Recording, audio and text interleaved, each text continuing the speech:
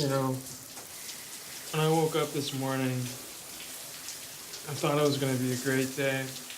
Get out of the shower, Daniel. Go put some dry clothes on.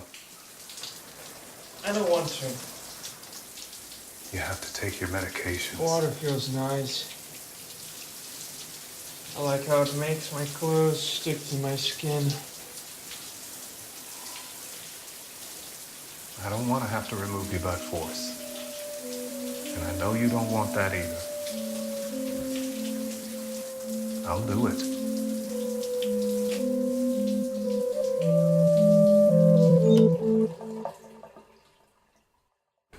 And I trust you.